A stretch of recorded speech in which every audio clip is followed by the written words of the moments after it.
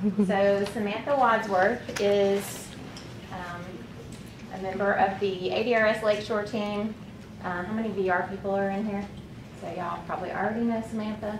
I could say tons of things about her, all good of course, but I'm going to let her give you all of her knowledge and her awesome innovative ideas about executive functioning. Okay, it's a lot of pressure. So first, thank you guys for coming to this session. To me, the title sounds pretty boring, so thank you for thinking that it was important enough to come and listen after you just ate lunch. So I'm going to try to take this subject and make it as fun as I can. So anyway, who has heard of executive functioning skills and kind of understands what they are? Okay, awesome. Everyone has an index card at this point, I think. Is that like working as a store manager or? No, this is a part of your brain. What? This is like a part of your brain that helps you with stuff, and we're going to talk in a bunch of details. So if you don't know what it is, Holly, you're going to before you leave here, okay? All right, does everybody have an index card? We need some back here. Yeah. Need some back here. Okay. So as Andrea is passing those out, I want you to think of, you can think of yourself, you can think of, if you're a job coach or you're a job placement person, you can think of someone that you're working with, whoever comes to mind. I would focus on myself, but think of one struggle, you know, that you've kind of consistently had at work, like this one obstacle that you keep having, and write it on there. Yes. Just real quick. Just one challenge that you feel that you've had at work, or it can be in your personal life. Either one. Yeah. One thing that kind of keeps coming up that you're like, oh, I'm always doing blah. I'm always messing up this way, or I'm always losing jobs due to this.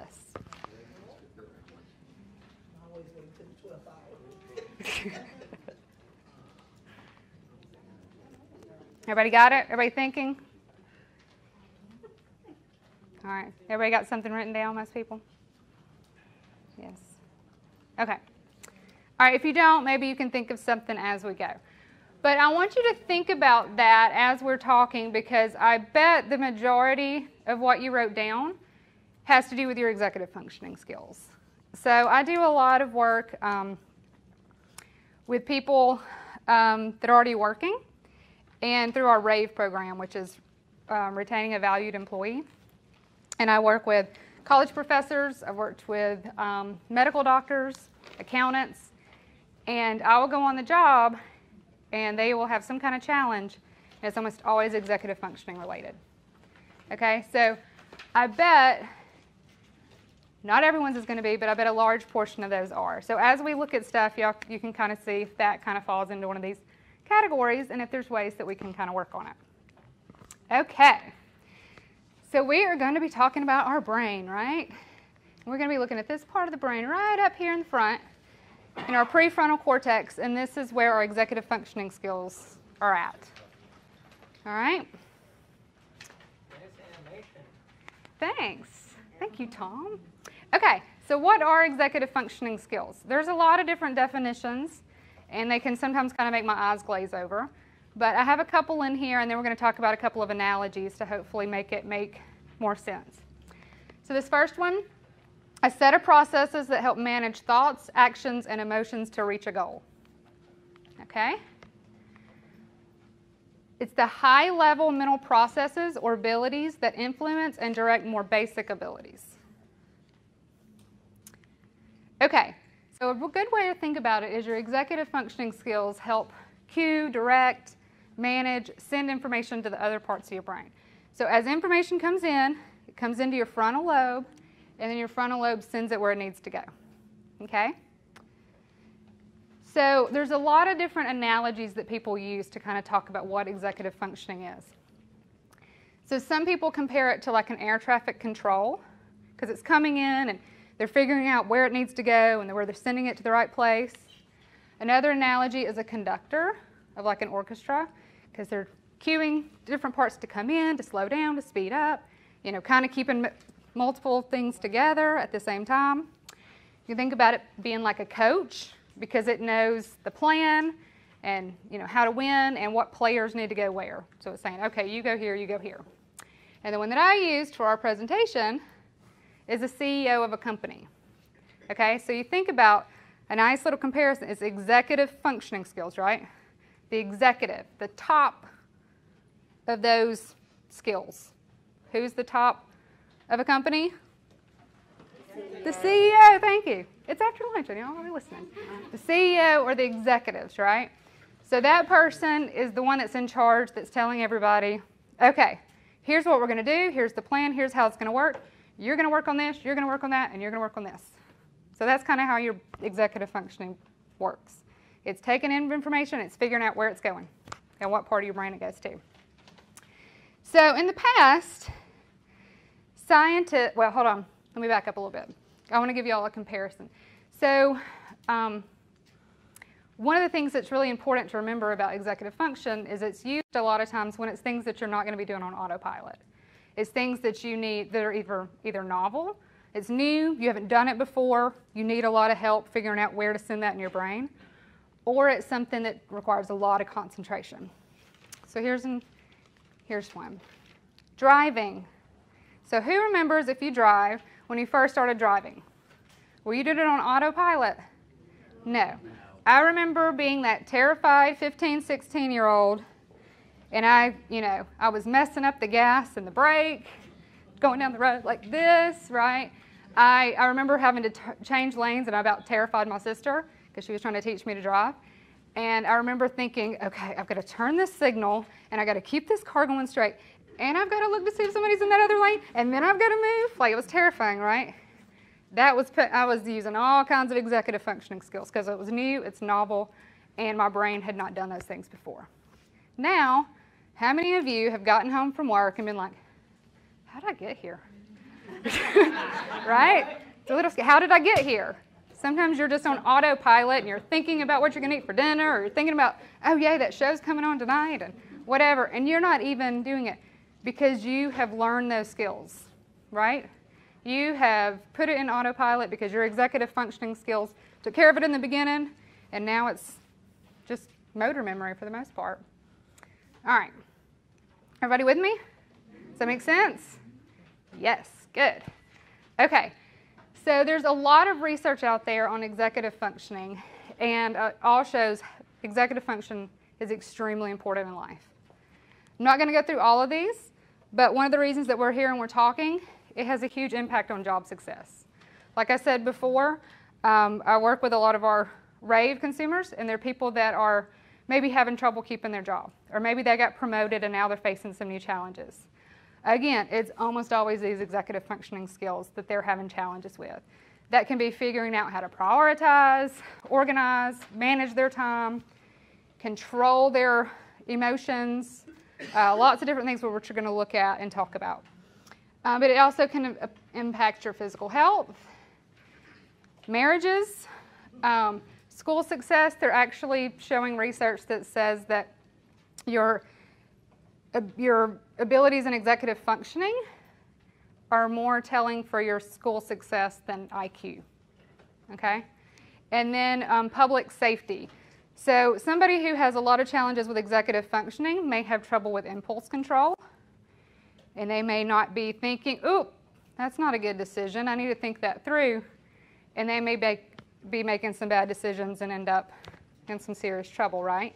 And I won't get on this this tangent or this soapbox, but there's a lot of research that shows a lot of people that are incarcerated have traumatic brain injuries or other similar challenge areas, which makes sense. Do you have a question, Tom? I'd say executive functioning kind of reminds me of logical thinking or Vulcan thinking. Okay, Vulcan thinking. I haven't used Vulcan thinking, but I like it. Okay, so what's really good to know is that before, scientists used to think that we were developing, our brain was developing, then we got to a certain age and boop, our brain was created. Like it was formed, it wasn't moving, it was done, right? Well, now they know that's not true, and then we do have the neuroplasticity, and the brain can strengthen different areas and it can actually rewire. So the good news is if you have trouble with executive functioning skills, then you can work on those and improve them.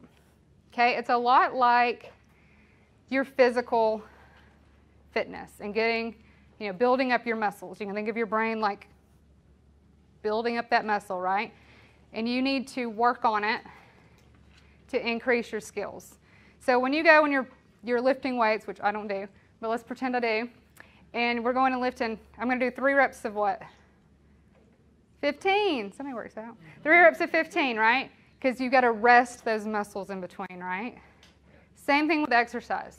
If because I'm not in shape, if I got up tomorrow and I'm like, you know what, I think I'm going to run one of those 5Ks. That sounds like a great idea. Am I going to step outside and go run it? No, I will collapse probably after half a mile.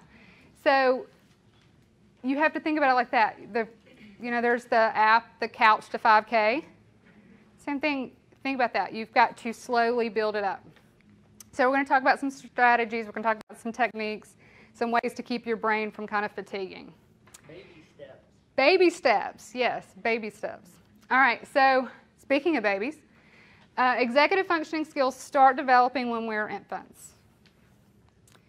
When we are babies, we are learning by watching people, taking in events. Yeah. Oh, I like these compliments on my slides. Thanks, guys. Okay, so as soon as we're out, we're alert and we're learning from our environment. Okay, and executive functioning skills actually start developing in infancy, but they're still developing all the way until about mid-20s. So you're still developing your executive functioning skills until you're about 25. Okay? So I know when I was 25 and younger, I was much more of a risk taker than I am now. Okay? I went skydiving. I would not do that now. I would not do that. Because now I'm thinking, oh, all these things could have went wrong, but at the time I'm like, that's fun. I want to do this, right? So that's kind of one of those examples. I didn't have as much impulse control and reasoning and that kind of thing at that time. Okay, so sometimes people talk about executive dysfunction, and this is when your executive functions kind of don't work the way they need to. And there's a lot of different disabilities that have direct issues with executive function. I would say that's the one, again, like I talked about earlier, that's the one I would say that I see the most, is areas of challenge related to executive functioning skills. So if you are thinking about this about yourself, if you're working with someone and you hear maybe these things from an employer or you're thinking them, kind of think to yourself like, okay, is this really that they just have a bad attitude and they lack motivation, or is this that they do not have the executive functioning skills to do that, and maybe we need to work in that area, okay? So if they come across as scattered, maybe they, you've heard, oh, they just seem to lack motivation, I need a self-starter, and they just sit there, okay? That could be because they don't know how to initiate. Maybe called lazy, because again, they don't know how to start. Having a bad attitude, they may have impulse control issues, or has a temper, again, impulse control issues. So think to yourself when you're hearing stuff, maybe this is executive function, and maybe we can kind of look at that in more detail and help in that area, and rewire that brain to strengthen those areas. When you said executive functioning skills, that's most, you said that's what you see most when there's an issue with jobs? Yes, that's one of the biggest areas I see as a challenge area, especially people that work in more office kind of settings. Okay, so let's look at the different skill sets.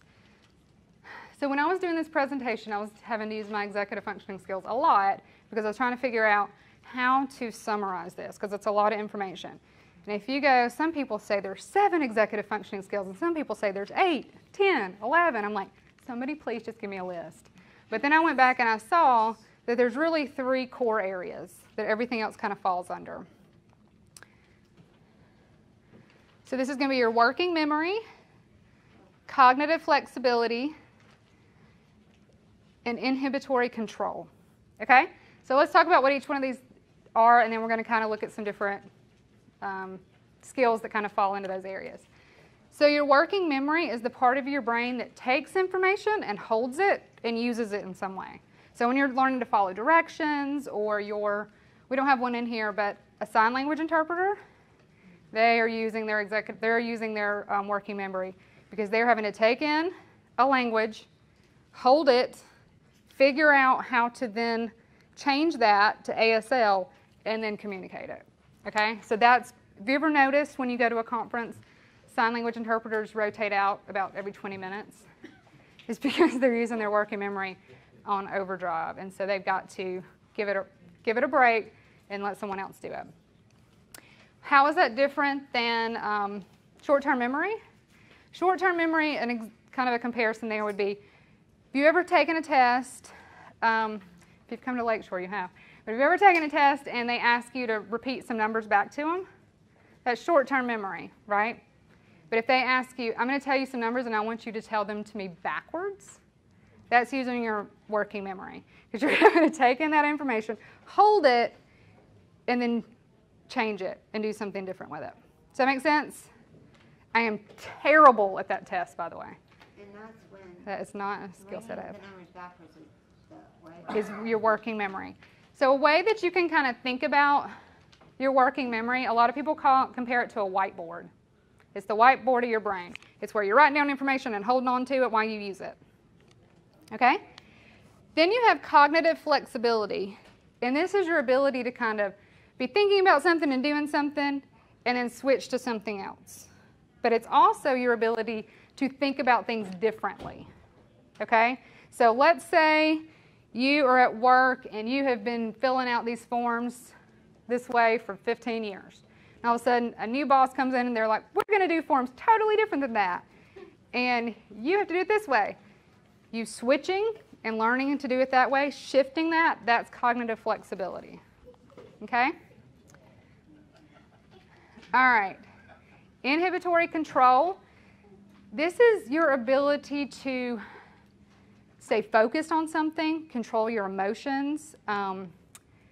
I think of Cookie Monster when I think of this, because I relate to Cookie Monster. If there's some cookies there, I do not have a lot of control to just let those cookies be there. And think of the consequences if I eat these cookies, right? Okay, so those are our three areas. And let's look at how they would be used together. So let's say you're solving a problem. This could be at work, this could be a math problem, whatever. So first, you're going to use inhibitory control to stay focused on the task until it's complete. Okay? You're not going to be like, oh, this is really boring, I want to just go watch TV, or it seems like a really good time to get a snack, right? Now you're going to stay focused on the task at hand. Your working memory is taking the rules for that, or rules that you knew from the past, holding on to it in your mind to use it. And then your cognitive flexibility is being able to come up with alternative ideas if that first one didn't work. Okay, does that make sense? So that's how they all kind of work together. So we're going to look at each category and some of the things that fall under it. This was really hard to do because a lot of these overlap, because they really work together. So first, working memory, decision making, processing information, following instructions, problem solving, recalling information. So you guys are using your working memory right now because you're processing what I'm saying, okay? If you're listening to me. So have you ever noticed at the end of a conference you're exhausted? And you're like, I just sat there all day. Why am I so tired? It's because you've been using your working memory all day long trying to process and use information. Your brain's worn out. Your brain is worn out, exactly. Cognitive flexibility. Let's look at a couple of these. Perspective taking, being able to think how someone else is thinking. That's also called theory of mind, which is an area that a lot of people with autism spectrum disorders have trouble with. Prioritizing, task switching. I do not say multitasking because that's really not a thing. You're just able to switch tasks really quickly back and forth. Problem solving, adaptability, and then transitioning from one thing to the next.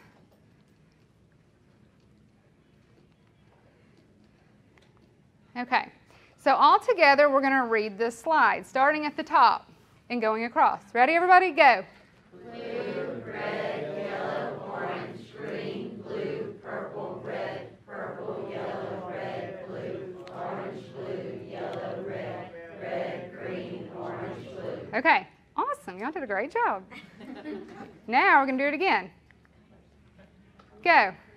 Blue, red, yellow, orange, green, blue, purple, yellow, red, blue, orange, blue, yellow, red, green, orange, blue. That was kind of fun. Okay, so what was different this time? The colors. So even though you guys did awesome, you probably could feel yourself it taking you a little bit more to do that the second time, right? And why? The colors change. And logically, like the word blue, it was blue. Exactly. So, and when we were in, kindergarten, if it was the word red, it was going to be in red, right? So this is having to use some cognitive flexibility. This is how I usually process this information, but it's different now when I've got to read the word and not associate just the color. So this is a box, right? On the back of your index card, I want you to come up with 5 things that you could do with the box, but I want it to be things that you don't think other people in the room have thought of. You have 1 minute. Huh? Yes. What you could use this box for. 5 things, but you want it to be things that maybe that you don't think anybody else in this room has thought of. It's a genius idea. 5 things you can use a box for? Yes, 5 things you could use a box for.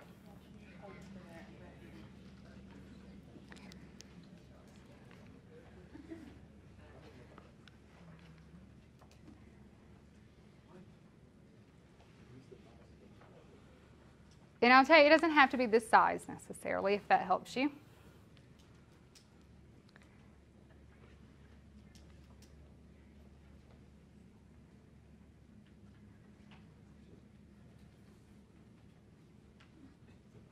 Anybody got 5? Still thinking?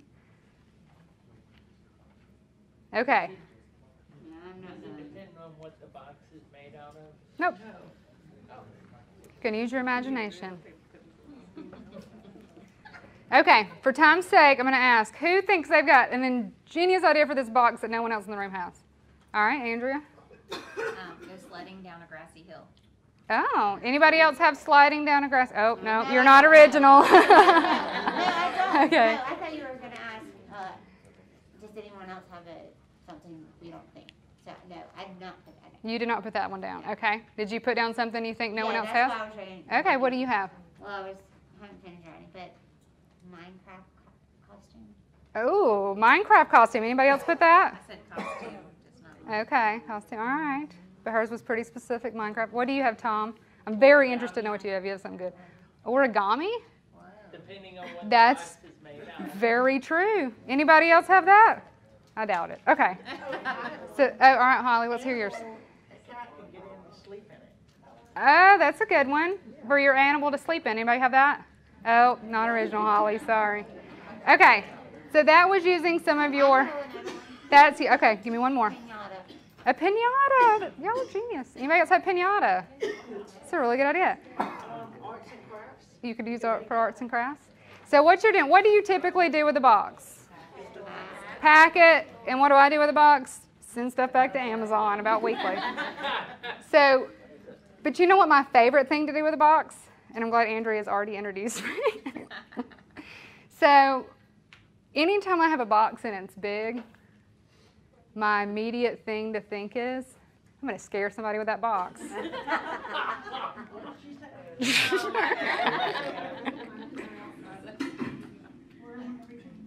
Oh, the frame.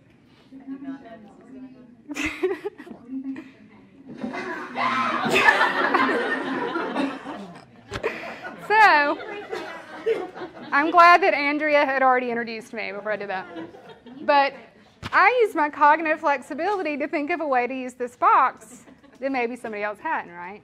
And what's funny about that is my sweet coworker saw this big box and she's like, oh, you need to take that home. That would be perfect for your kids to play. And I was like, I'm scaring Andrea with that box. Like, it already has the purpose. Okay, and now, Good old classic prank. good old classic. We'll come back to it. We'll watch it at the very end. Okay. Hide something in. Oh, hide something in. Okay. Inhibitory control, some areas of that concentration. Movement control, like, people like to tap their foot or bite their fingernails. Or prioritizing, again, because you may have the desire to do something that's more fun, but you prioritize, like, I got to get this done. Impulse control, emotional control, and self-regulation. Again, these are just some of the ones that would fall under this. So here is an example of someone at work that would need to be kind of controlling their thoughts and their feelings. And I'm sure lots of you can relate to this. Hello, Peter. What's happening?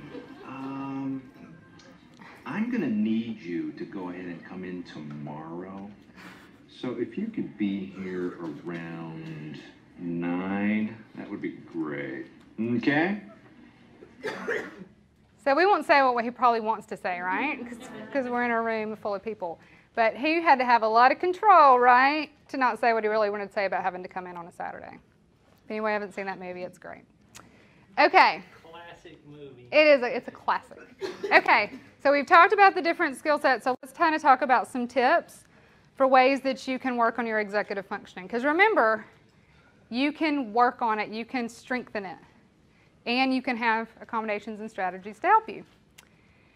So I did not want to go and just go on jan.com and create this list of things that you guys can go and get yourself, but this is a fantastic website. If anybody use this website, askjan.org? Yes. So you can go in there and you can search stuff by disability, and it will give you ideas for accommodations. But you can also do, I don't remember how they have it labeled, like deficit, challenge, something like that, and you can go in and look for specifics, and executive functioning is in there. But I wanted to give y'all maybe some other stuff. So we're going to look at kind of 4 areas that I feel are kind of important at work. We're going to start with productivity, and then we're going to talk about processing and learning, inhibitory control stuff, and then organization. And there's lots more of these, but these are just a few. And this is what you have on your sheets, your handouts. I was not going to print out the PowerPoint because it's like 90 slides, and I didn't want to give you guys a book. So I made the little list so that you have that instead. All right, so let's look at productivity.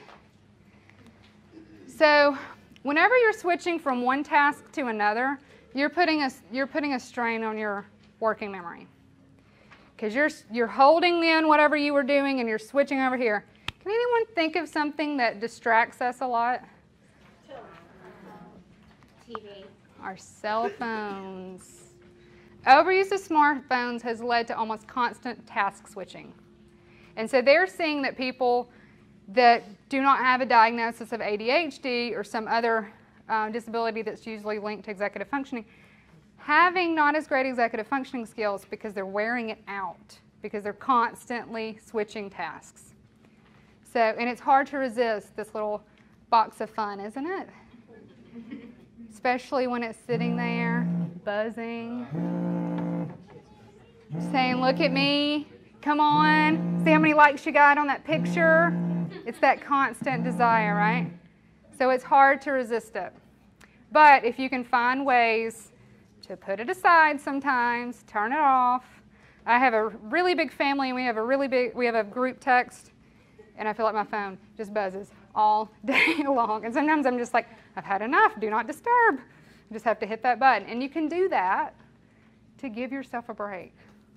Some apps will do too much notifications. Yes. So in their own settings, I'll turn off notifications, and they won't do as often. That is good. Yes, I turn off a lot of notifications. Because it gets to the point where my phone buzzes so much, I lose important texts because I'm like, that's just my family. And so then somebody might send me a work text and I don't see it because I've been ignoring them because there's like, and I'll get my phone and it'll be like 48 new messages. And I'll be like, oh my God. Okay. So think about your use of your phone and how much you're busy with something, but it buzzes and you're going to look and see what it is. Think about those things. Try to keep your brain from wasting all that working memory on that. Another thing that I recommend, if your job allows this, if you do emails through work and you do not get a lot of time-sensitive emails, then schedule times in the day to check email. And then, this is so crazy, turn it off. Turn off your email. Completely turn it off. So that when you're working on something, that little box doesn't pop up to say, ooh, you got an email, you got an email. Because what are you doing? Even if you don't open the email, what are you doing? You're switching, reading it, look at it, processing it, and then you're going back to what you were doing. So if you just schedule times in the day to go and read your email, then that's going to help with that constant task switching. So you could do first thing in the morning, right after lunch, at the end of the day, all three, whatever, kind of depending on the demands that you have at work. Yes? Will we eventually wear out our working memory? I don't know. Well, you will wear it down to where you can't. Have you ever gone home from work and you're like a zombie and you're like, what am I going to eat for dinner? I don't know. I can't process. I don't even know what food I have in here because I can't think. You can wear it out. And we're going to talk a little bit about how that is in a second. If you do have to switch from one task to another, let's say you're in the middle of something and your boss comes in and says, hey, I need you to do this. Or you're cooking dinner and you're halfway with this recipe, but you got to start something else. Label it before you switch tasks. Like actually tell yourself where you got to and then go to something else. Okay, does that make sense? So if I'm cooking and I'm like, okay, I got to the step where I just put in the eggs and next I'm gonna, put in the flour. When I get back, that's what I'm gonna do. Come over here, turn on the oven, do whatever I'm gonna do with the other piece, and then I can come back to it. But you wanna label it so you can kind of store it in here. Okay, this is one that I kind of preach a lot. Have a notebook that you keep beside you when you're working. So if I'm working on an important task and it's one that I need a lot of mental energy for, and I'm working away and then I'm like, oh, I've got to send that email, or oh, I got to call that person, because things pop in your head, right? Or it may be like, oh, that's a fantastic idea. I just had a great idea for something. Don't stop what you're doing. Have a notebook beside you. Jot it down, like a to-do list almost. Write it down. Go back to what you were doing. So just have that notebook there. It kind of keeps you, because what a lot of times happens, if you don't write it down, even if you stay on that task, what are you doing? You're like, oh, I can't forget.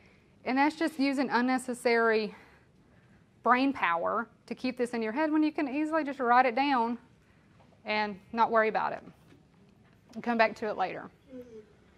So that's what this is. So yeah, so when something pops into your head, just jot it down and move on. I know this is an ingenious idea. No one's ever thought of this, right? Create to-do lists. This is huge. I know. Wasn't that the last one kind of? Sort of, but that one was just more like to jot down if something popped into your head, but it could be part of your to-do list. But you want to create to-do lists, but what I recommend is that you create it at the end of the workday for the next day. And why? Two things. One, you go ahead and you get everything written down, because at the end of the day, I don't know about you, but I'm thinking, oh, I still got to do this and this, and I take that home with me. Mentally, that's what I'm thinking about when I go home. I'm like, oh, I can't forget to do that tomorrow, and I got to do this. But if I go ahead and list it off my brain, I can use that brain power for other things, right? It also helps you to arrive to work with a plan of action. You're ready to go when you get there. Because if I don't have a plan of action, I'm going to come in and I'm going to, kind of take my time and figure out what I'm going to do first, because my brain's not totally woken up and it's not really ready to kind of do that planning. So just having that as a, come in and already have my action plan. Okay, this is just a little side note, that highly successful people use to-do lists. Like people that you hear all the time that write all these fancy books and make lots of money, tons of them, they are always saying to-do lists, to-do lists. Okay, assign a priority to your list, and that's something else you can do at the end of the day. Sometimes you can number it in the order that you want to get it done. Like, if it's time sensitive or whatever, you can number it. Or highlight it, like, oh, I need to make sure I do that tomorrow. But kind of make a way that you can kind of plan like what needs to be done first. Another thing you can do that I highly recommend. Do you have a question? One other comment. Oh, I yes. noticed that when I use to-do lists at work and even in my personal life, like especially if I'm planning for a trip or Oh, even yeah. at work, it really helps me to really be more effective in Yes. getting things done. And then at the end of the day, like you said, I'm not stressed. I'm Yes. not like overly burdened with Yeah. what did I not do. I'm really glad you said that, because that's a lot of times when I'm feeling really stressed, like if I'm packing for a trip or I have, a conference or I've got a lot of work stuff doing, I would think I've got so many things to do. And then when I list them, it's kind of like, oh, well, that's not terrible. Or I know that it's doable. And I know now, okay, it's out of my head and it's here and I've got it written down. So yes, the stress, that's a big part of it too. Okay, so if you've got something that's really mentally challenging the next day or something that you just don't want to do, like something you're just dreading, start with it, okay? This is a thing called Eat the Frog. And there's lots of books out there on this theory. One of the authors is Brian Tracy, if you want to read a lot more about it. But the basic concept is if you want to be really productive, then do that really challenging, really undesirable task first. Because one, you won't procrastinate and just sit there and keep putting it off. And then you're going to feel accomplished, like, oh, I already got that over with. You won't have that dread, and you'll just be more productive. Plus, if you do it first, it's when your brain's freshest, right? So go ahead and get it out of the way. Did y'all like my little jumping frog when he came? Okay. This is one of the biggest areas for procrastination. Overwhelming and stressful because it's a massive task. So look at it, and if you're job coaching or you're doing some sort of employment development or whatever, help people with this because there's a lot of avoiding. And again, when I go in, and this can be people that, have PhDs and they've got a stack of it and they're like, and I help them break that down and figure out, make it, bite-sized pieces. So break it into smaller chunks. Also, it can help sorry, them Tom. See how far they've come during the large task. That's very true, yeah. And make those that have anxiety about doing something Yes. extremely narrow that anxiety. Very good point, yes. So if you take this large task and you make it into 3 smaller tasks, it's going to feel more manageable. I might not avoid it because I can do something like this. I can say, well, I'll do a little part of it and then I can take a break. But if I say, oh, I've got to do this, I'm going to keep putting it off because it's just too overwhelming. Anybody do that? Okay.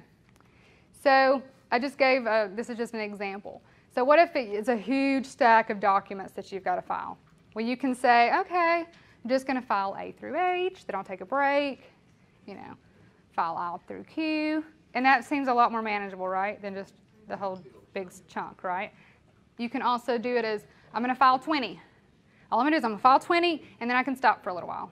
And it may motivate you to keep going. But if I have 100, I'm probably going to keep putting it off, right? But I can be like, I can do 20. You could also say, I'm going to work for 20 minutes, and then take a break. So it breaks that down, and it makes it less overwhelming. It makes it, you're less likely to procrastinate with it. I do this when I'm cleaning my house. On Saturday, I wake up a lot of times, and I'm like, I don't even know where to start. It's so bad. And I'll be like, I'm just going to clean the kitchen. Just going to clean the kitchen, and then I can take a break. And then I'll clean this room, right? But if I just wake up and say I'm going to start cleaning, I just don't. Turn on the TV and ignore it. But if you go room by room, yes.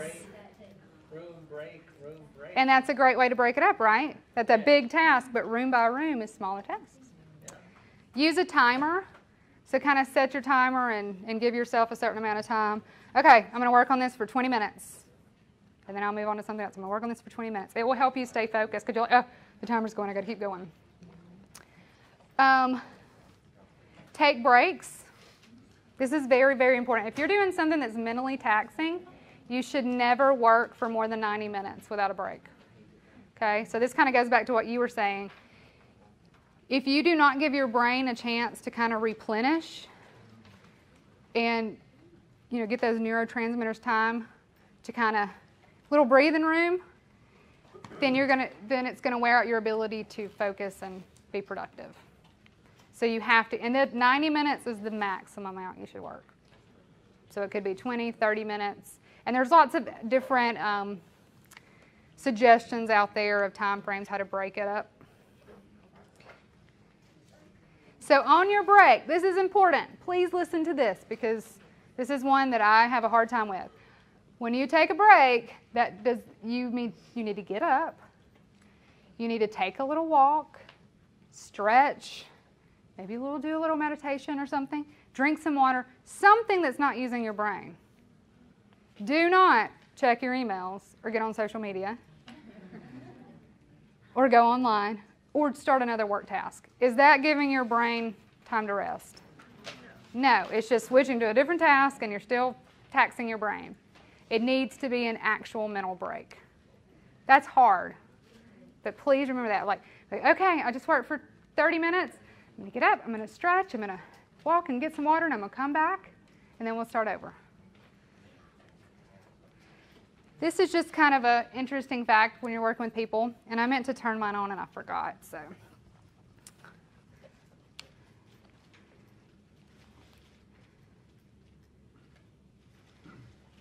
Okay, so analog clocks give you a better perspective of time passing by giving you the spatial awareness of time. So actually seeing it move is more effective than digital clocks. Now, but let's say I'm not really good at telling time. You can use these kind of apps that kind of show almost like a pie chart getting smaller to kind of represent time passing. And I meant to put this on at the beginning of my session. That was going to be so cool. Y'all would have seen it over here, but I forgot.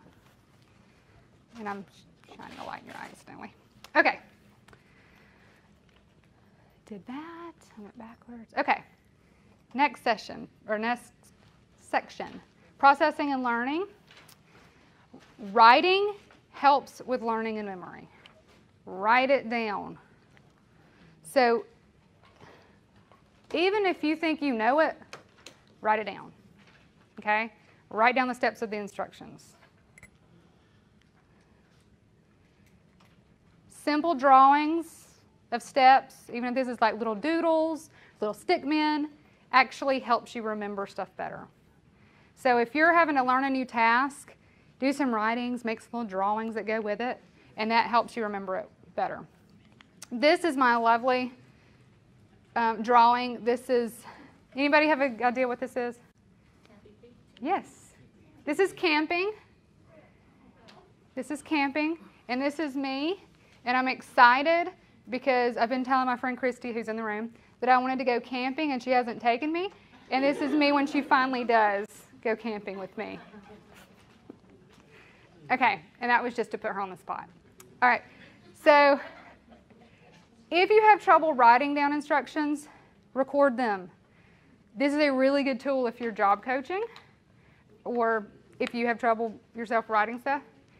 A lot of us have smartphones, right? What is built into those smartphones? Note app. Cameras. Note apps too.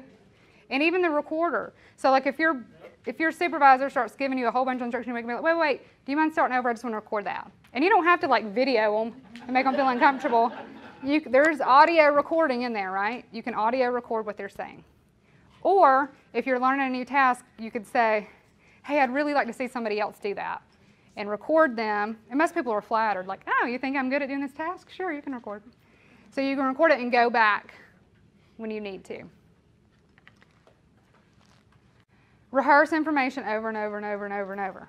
Okay? Kind of make it fun, which we're going to talk about that in a minute. This is something if you are a job coach, but I recommend this for everybody to do. Confirm your understanding of what you're being told. This helps you remember it, and it also makes you look really good to a boss because they know that you're listening and you're trying to make sure you understand what you're supposed to do. Confirm what you're hearing. So let me make sure I got that information. You want me to refill the ice machine, restock the cups, sweep the dining area, and then take out the trash. Is that correct?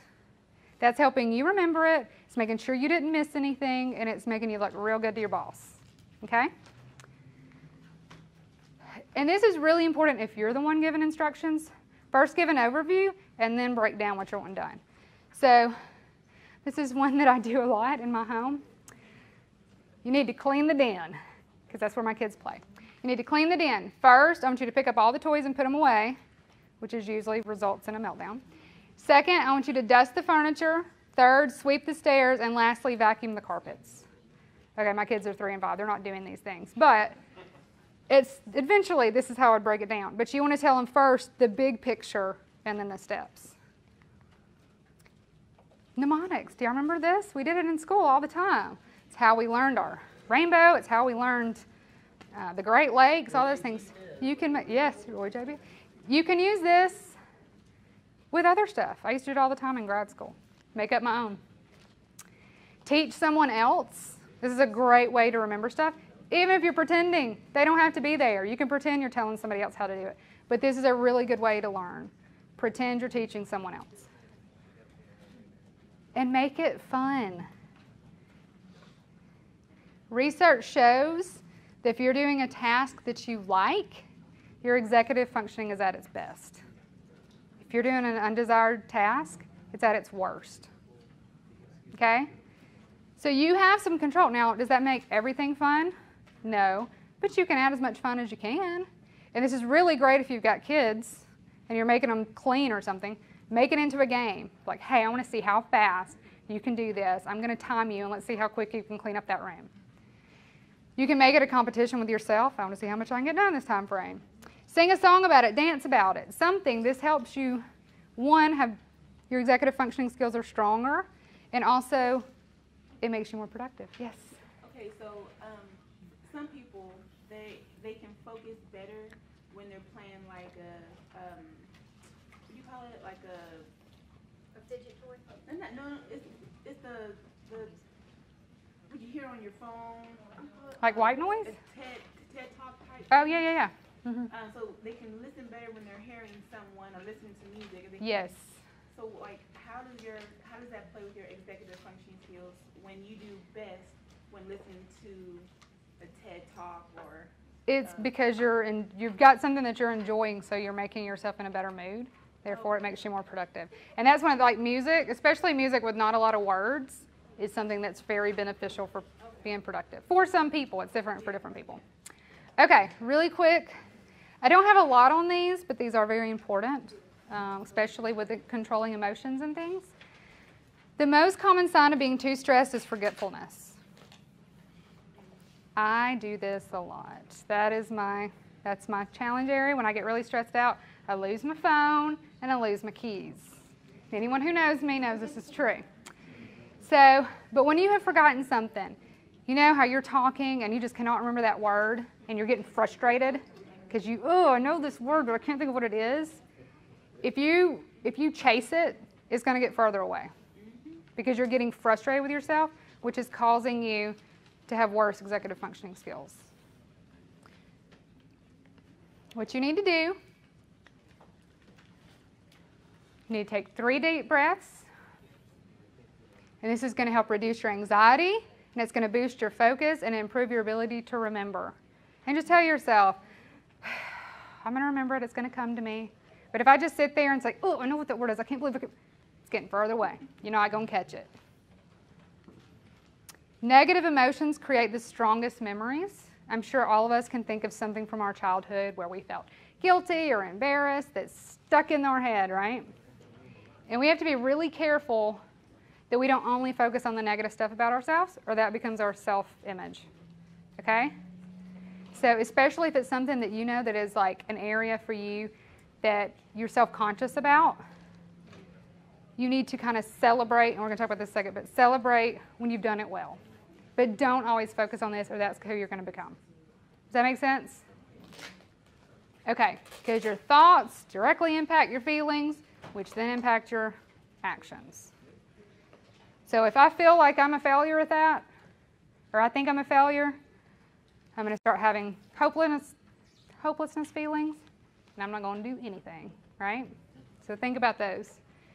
Be kind to yourself. You see all these shirts all the time that say be kind? That's a great message, but make sure you're applying it to yourself too. You've got to use positive self-talk. Be nice to yourself. Do not use negative self-talk all the time. This is a guy that we can all maybe learn something from, right? He's really good at I deserve good things. I am entitled to my share of happiness. I refuse to beat myself up. I am an attractive person. I am fun to be with. Daily Affirmation with Stuart Smalley. I'm going to do a terrific show today, and I'm going to help people because I'm good enough, I'm smart enough, and doggone it, people like me. Okay. You might not have to be that extreme, but he's got good positive self-talk, right? Okay. All right. Celebrate the victories. Make an effort to recognize when you did something well, especially if it's something you typically struggle with. So again, like I mentioned, when I'm under stress or I'm just being kind of enjoying life and not being kind of present, I lose my keys, I lose my phone. I went on a 10-day vacation and I didn't lose my phone one time, and I was very proud of myself. And I celebrated that. I didn't tell anybody because that's embarrassing, and now I'm telling a whole room full of people. But at the time, I didn't go around like, yes, I made it all the way home, and here's my phone, and I didn't lose it once. Celebrate the victories. There's a lot of different also ways that can help you if you're feeling overwhelmed or frustrated or stressed that are called kind of grounding. That's why I keep doing this motion. They're grounding you. There's one that's called the 3x3 method, where you, let's say you're getting really frustrated, you're getting really overwhelmed, identify 3 things in the room, and then say them out loud and breathe between each one. Sounds weird, but it works. And there's a TED Talk about this too by this guy, who also wrote a book that is really awesome that I can share with you about ADHD. And some of the tips came from this. Some of his tips came into my presentation. Organization, last thing. We teach this in our college prep program, create what's called a launching pad. So have a place in your home where you keep everything that you need for the next day. Your name tag, your keys, there's some kind of important form you've got to bring to work, have it all together. Because again, not only is that going to make your morning go faster and it's more time efficient, but also gets it off your mind. So you're not like, oh, in the morning I got to make sure I remember that, I got to make sure I remember that. No, put it up here and then you can go to bed less stressed. Keep your workplace free of clutter. And I know it's hard to do. And I tell you, I walk in all the time and people are like, the clutter doesn't bother me. It bothers you because you're mentally processing that all the time. You need a clear space to work from. Also, like I had brought up a notebook earlier, do not have 1,000 sticky notes on your desk, please, because whatever you were trying to like remind yourself of, it just becomes overwhelming. Take these things and have one little notebook. Post it all. Put passwords, put phone numbers, put to-do, whatever. Stop this, do that. You can use a note app to organize. You could use a note app if you're very tech savvy. I like that whole, again, there's writing it, physically writing it, helps with your memory though. Also schedule a time at the end of the workday to straighten your workstation and put things back where they belong. Again, that means you can arrive to work ready for a fresh start to get things done, that you're not having to do stuff from the previous day. Okay, this one is just kind of my, this is if you're a job coach, if you're a parent, don't be a helicopter. Okay? Anybody heard this term? Yes. So when you're being a helicopter, what are you doing? Hovering. Doing for. Parents that go and they schedule every part of their kid's day and always go and talk to the teacher when their kid got in trouble and help them make sure they do this homework, do this homework. Well, here, let me just help you. This is the way you need to do it. That's being a helicopter. And the job coaches do it too. Don't do it. Provide demonstrations, yes. Provide encouragement, provide suggestions, give feedback, help process their emotions if they're frustrated during the process. I'm trying to teach my 5-year-old how to tie shoes, and I'm helping him kind of process those emotions because I really just want to reach down and tie it. But I'm helping him. Don't take away the opportunity to learn and develop executive functioning skills. When you're doing those things, you become the CEO of their brain. You're not always there to be the CEO for their brain. You've got to let their brain develop those skills. Lastly, a great way to work on your executive functioning skills is a fun thing called games, right? So everybody remember the old Simon?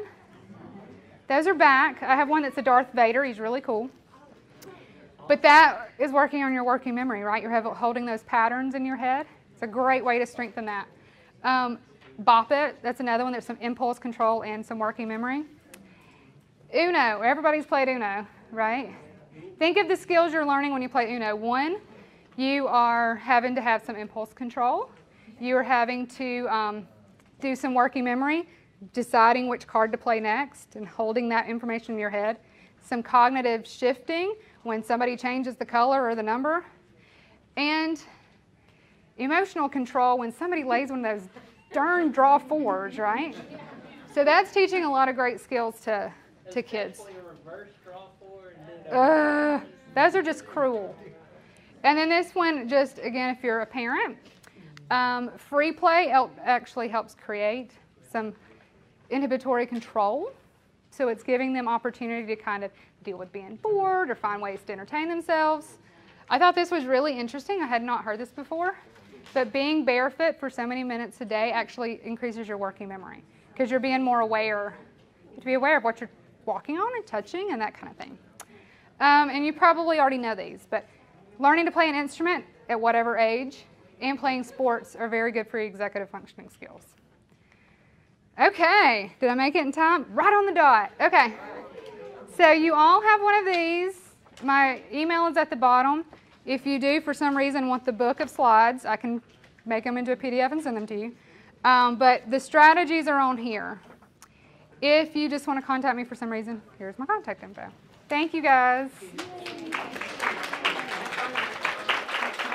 Oh, yeah, it is. Yeah, email me. Don't use this phone number. I just had it pointed out this is not our phone number anymore.